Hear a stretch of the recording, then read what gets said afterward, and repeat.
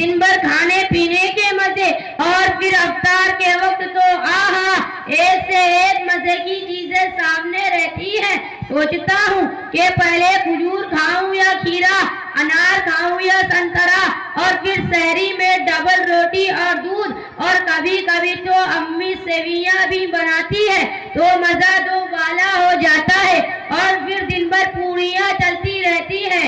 अच्छा, तो ये है रमजान मजे से गुजरने का मतलब, और इस पर गजब है कि उसे फखर से बयान कर रहे हो।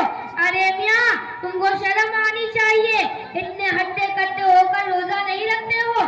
70-70 साल के बूढ़े, 7-7 साल के बच्चे रोजा रख रहे हैं और तुमको खाने पीने में मजा आ रहा है। अरे मियाँ, हमको अल्लाह ने सिर्फ खाने पीने के लिए ही पैदा नहीं किया है कि बस खाओ और मजे लो। अरे भाई, फिर हमें किस चीज के लिए पैदा किया गया है?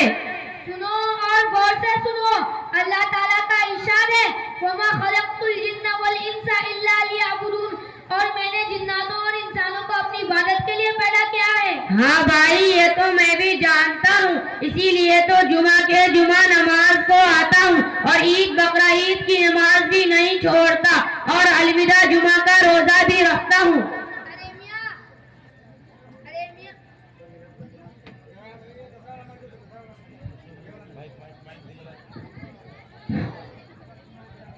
अरे मियाँ, जुमा की और ईद की बताकर तुम अल्लाह के दीन का मजाक उड़ाते हो।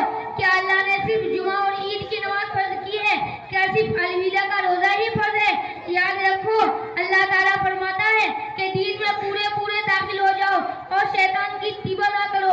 आई बात आपकी समझ में? अरे भाई, आपने तो सबसे बड़ा गुनाहगार मुझे ही समझ लिया है, हालांकि मेरे बहुत सारे साथी रोजा नहीं रखते हैं। अरे भाई, आप बुरा मान गए। असल में रोजा न रखने से अल्लाह ताला सख्त नाराज होते हैं।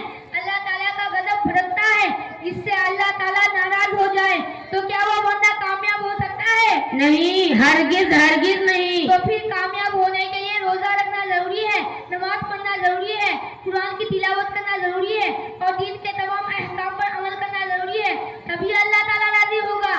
ठीक है भाई, मैं तौबा करता हूँ, आज से नमाज रोजा की पूरी पाबंदी करूँगा।